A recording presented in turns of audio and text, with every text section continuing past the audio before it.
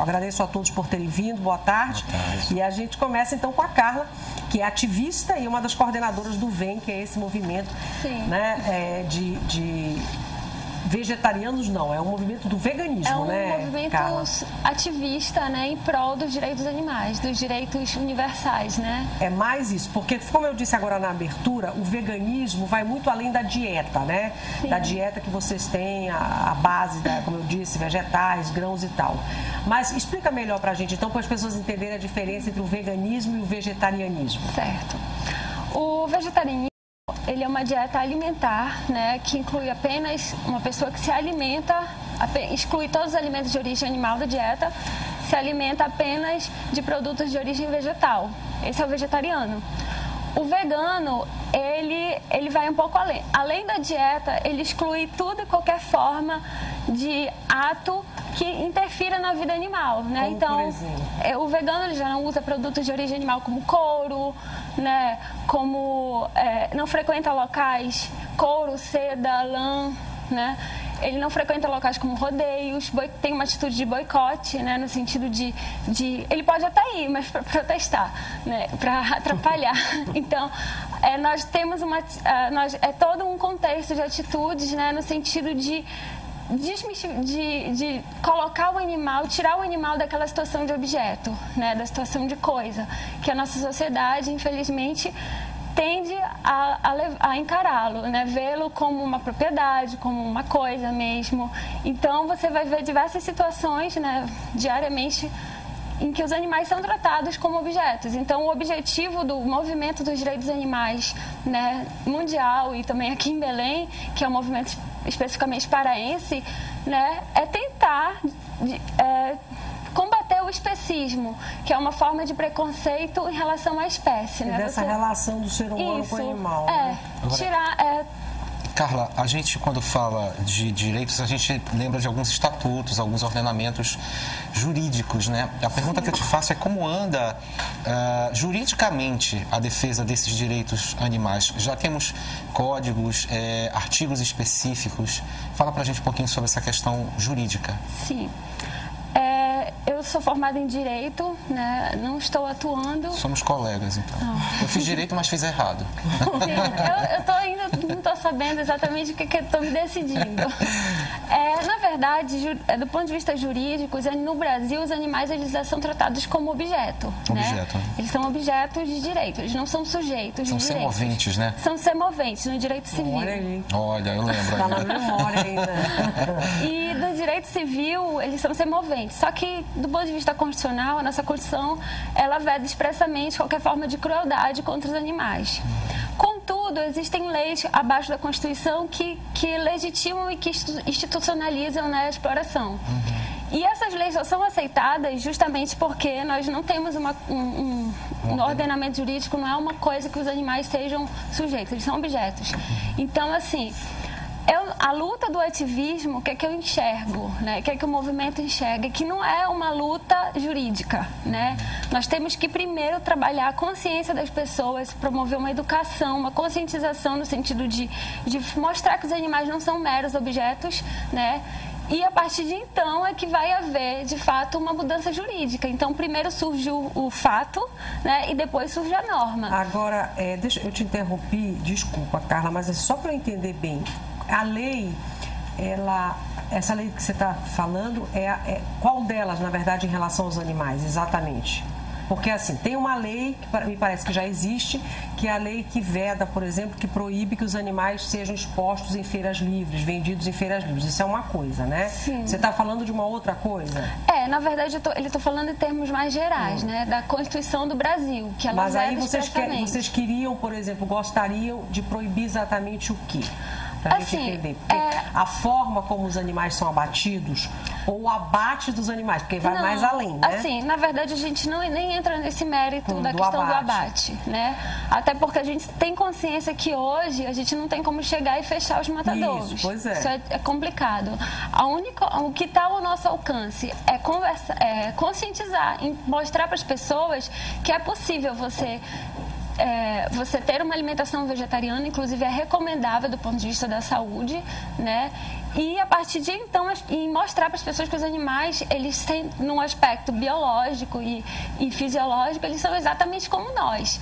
As únicas diferenças são biológicas no estereótipo, porque emocionalmente, né, do ponto de vista emocional, todas as nossas capacidades, a senciência, a consciência, tudo o que eu sinto, qualquer outro animal é capaz de sentir. Então, se eu defendo que eu devo ter direitos porque eu sinto dor e porque eu sou capaz de sofrer, eu tenho que estender essa mesma consciência em relação aos animais.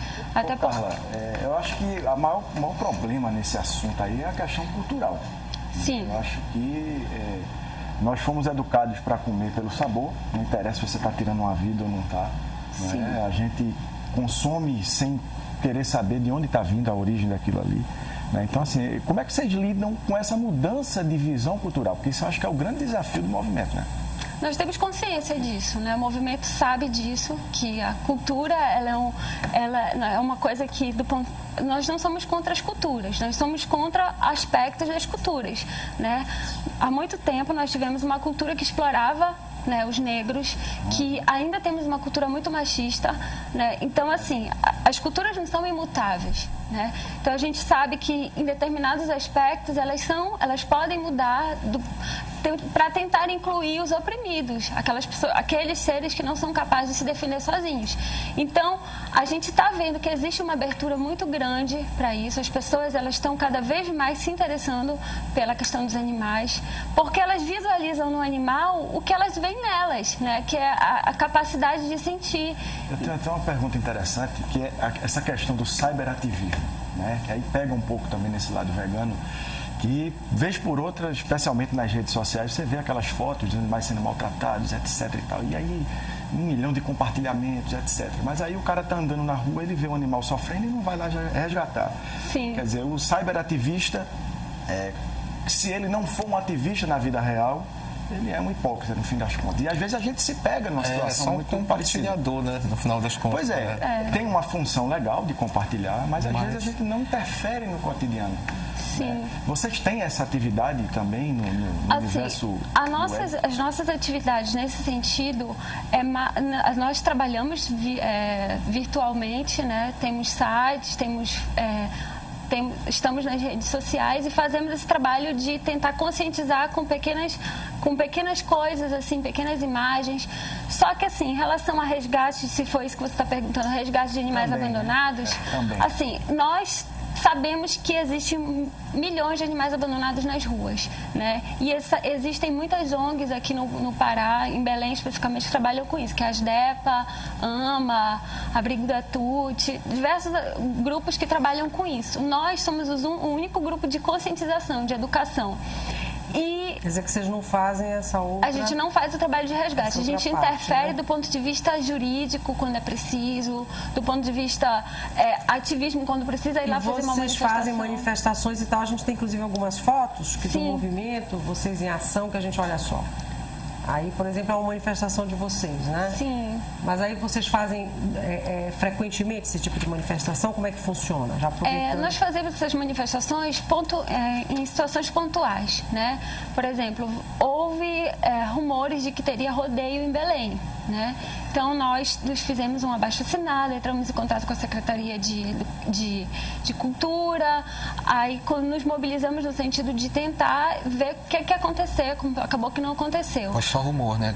É só rumor, graças a Deus, né? Oi? É só rumor, né? Foi só rumor. Não tem nada ainda de concreto. Não teve. Pelo amor de Aí Deus. teve em relação a circos. Quando vem circo para a cidade, a gente vai, se manifesta, né? Circos com animais. Porque os circos que não têm animais, inclusive, a gente está sempre fomentando, dizendo para as pessoas irem. Porque, Carla, né? assim, não sei se eu estou errado, mas a impressão que eu tenho é que as pessoas têm uma consciência de proteção muito mais voltada aos animais domésticos, Sim. né? Como o cachorro, o gato, que são aqueles clássicos companheiros do ser humano, e esquecem que o elefante do circo merece tanta atenção quanto o seu cachorro, o seu gato, que o peixe e tudo mais. É isso, né? Sim. Quando você fala do especismo, né? Isso. O direito dos animais, ele engloba todos os animais, inclusive nós humanos, que nós somos animais, né? Então, inclusive, tem vários grupos que fazem ações em prol dos direitos humanos, vários grupos de direitos dos animais, porque nós lidamos com a situação como todos somos iguais. individuais, né? Do ponto de vista da vida, se nós estamos aqui, todos nós temos direito de estar aqui. Então, uma espécie não deve ter, principalmente a humana, porque nós desenvolvemos a ética, né? Vivemos culturalmente. Então, com base nessa ética, eu não me sinto no direito de explorar um outro ser humano, porque esse outro ser humano sente dores e vai sofrer. Então, por que eu vou aplicar conceitos idênticos? Oi? A gente ainda faz tanto com o ser humano. A gente ainda faz tanto com o ser humano. Na verdade, com os animais, né? Então, assim, a ideia é... dificilmente você vai ver um vegano, um vegetariano ou um ativista pelos direitos dos animais explorando um outro ser humano. Tá? Carla, a gente deixa só ter uma pergunta do telespectador, Hilda, eu já te deixo já perguntar, tá? Vamos lá. Uma pergunta do Hudson Andrade. Ele pede para que você responda cientificamente se dá para viver saudavelmente sem comer carne. Aí é bom que você já entra na dieta pra gente falar um pouquinho sobre isso. Cientificamente, a gente não precisa de carne. Do ponto de vista biológico, fisiológico, nosso organismo vive muito bem, inclusive até melhor. Como há uma corrente também que diz que o adulto não precisa de leite, né? Também não. Né? Nem carne, nem leite, nem nenhum produto de origem animal nós necessitamos. O que é que nós necessitamos? Dos nutrientes, proteína, sais minerais, vitaminas. E todas essas substâncias são facilmente encontradas em produtos de origem vegetal.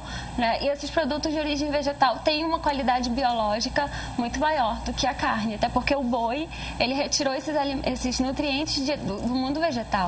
Então, tanto é que as organizações mundiais de saúde, né, a Associação Dietética Internacional, que é americana, recomenda a dieta vegana para todas as idades.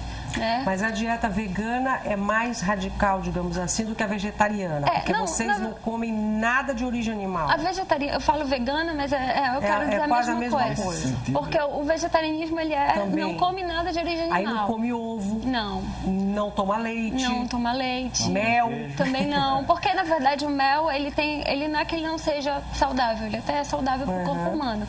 Mas é porque, do ponto de vista do direito animal, há uma exploração também, né? Você está explorando a abelha produz o mel para alimento dela. Então, quando ela vê que o tempo todo estão tirando, ela trabalha muito mais, até chegar ao esgotamento máximo e morre. Então, é o mesmo processo, né? Então, a gente...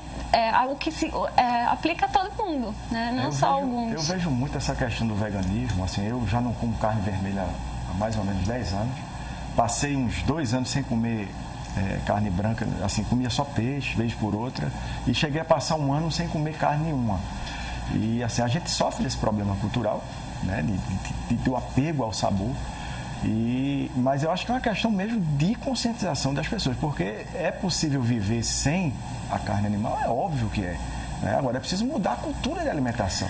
Deixa eu então fazer uma pergunta, tá? Que eu já estou chegando no finalzinho desse bate-papo aqui. Ficou bem clara essa questão da consciência desse trabalho que vocês fazem.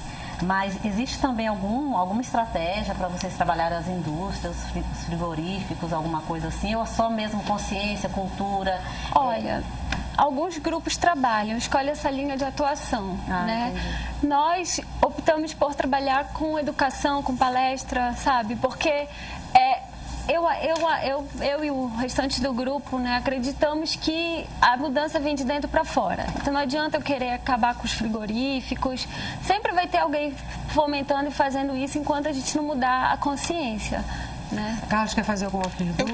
Eu gosto sempre, como eu sempre digo, eu gosto de dar uma de advogado do diabo, né? Sim, fica à vontade. Não vou resistir. Como fica, então, essa noção toda que a gente aprende na escola da cadeia alimentar? Né, que fazemos parte de um complexo chamado cadeia alimentar e que, inclusive, nos é passado que, se não for cumprido, causa até danos ao meio ambiente. Como vocês... Deixa só complementar, até te interromper, Carlos, porque, assim, você disse em relação à carne, ao leite, a gente ouve realmente uma corrente, há muitos pesquisadores e médicos e tal que recomendam que você pode deixar de comer a carne vermelha, ou a carne de um modo geral também, a branca, enfim, e o leite e tal. Mas também, isso não é um ponto pacífico, me parece, na medicina e tal. Posso estar enganada, mas não sei. Há outros que dizem que não, que a gente necessita sim da carne, da proteína da carne, né? Seja da carne branca, da carne vermelha, enfim. E aí eu queria que, já aproveitando, que você comentasse um pouquinho sobre isso. Eu vou logo responder a dela. A minha é mais ou menos a dele, né? Mais ou menos a dele. Nós somos onívoros, né? Nutricionalmente falando, nós podemos nos alimentar de tudo, desenvolvemos essa capacidade justamente para poder sobreviver a situações de escassez. Só que a gente aproveitou e ficou nisso, né? Para sempre. Manteve o consumo de carne. E sobre se esse assunto é pacífico, já é pacífico, né? Os conselhos regionais de nutrição, eles têm emitido constantes pareceres no sentido de que os nutricionistas devem, inclusive, se informar sobre isso e parar de emitir opiniões, às vezes, contrárias à ciência. Porque muitos nutricionistas vêm reproduzindo esse tipo de ideologia, de pensamento que não é mais verdadeiro, né? Hoje a ciência, ela é clara e objetiva. Ela diz que a carne em pequenas quantidades ela ajuda o organismo, mas da forma como ela é consumida, ela não ajuda. Inclusive, se você puder tirar, melhor. Não tem problema nenhum, né? Não tem problema nenhum. A gente já está chegando no finalzinho desse bate-papo. Agora você quer complementar com a resposta para o caso da cadeia alimentar? Isso. Assim, a cadeia alimentar que você quis dizer que nós devemos comer os animais e assim. A gente aprende isso na escola. Sim. Não, na verdade, assim, nós já saímos da natureza, né? A gente vive de maneira totalmente artificial. Vivemos em cidades urbanas, prédios, não temos mais essa relação de interação com a natureza.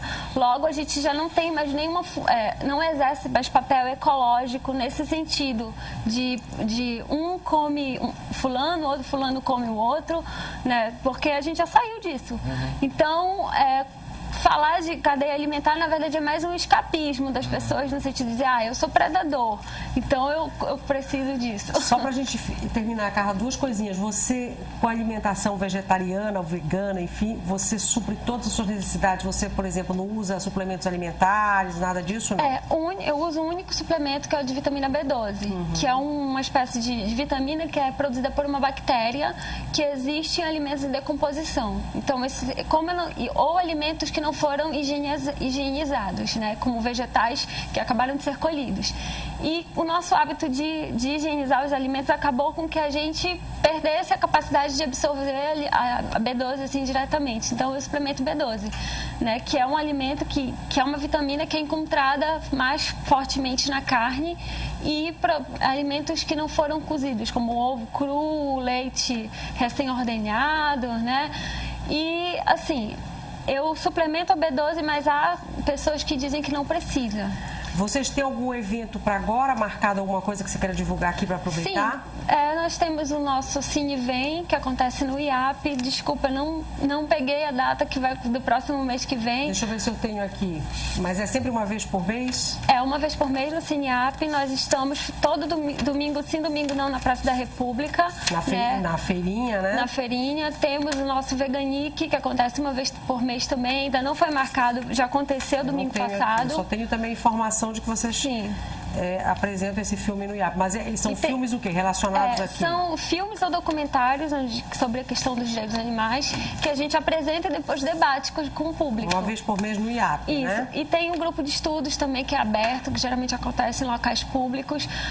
Essas datas a gente está sempre divulgando nas redes sociais. Blog, Facebook, Twitter. Se você quiser divulgar algum blog, algum endereço desse... O blog do Vem é Vegetarianos em Movimento. .blogspot.com. É esse que a gente está divulgando. E os telefones também. Isso. Não é isso? Isso. Este livro você trouxe para a gente sortear, Educação Vegana, Tópicos de Direitos Animais no Ensino Médio, né? Isso. É um livro que vocês distribuem para o ensino médio? Não, esse livro nós não distribuímos, né? Mas caso alguém queira, pode falar com a gente compra e manda para a pessoa. E a gente sorteia hoje, e vamos sortear hoje também o do Sidney, um dos livros do Sidney Nicesco, que está aqui conosco hoje também, que é A Grande Ilusão. E aí uma pergunta instigante no livro: existe homem santo? Depois a gente vai conversar sobre isso com o Cid no outro bloco, não agora ainda. São os dois livros que a gente sorteia hoje aqui no Sem Censura Pará, além de ingressos para a Feira Internacional de Artesanato, que é o nosso próximo assunto. Tem alguma pergunta para a Carla do telespectador? Ou então a gente segura um pouquinho para daqui a pouco. Carla, te agradeço muito por você ter vindo, viu? Obrigada. Conversar com a gente.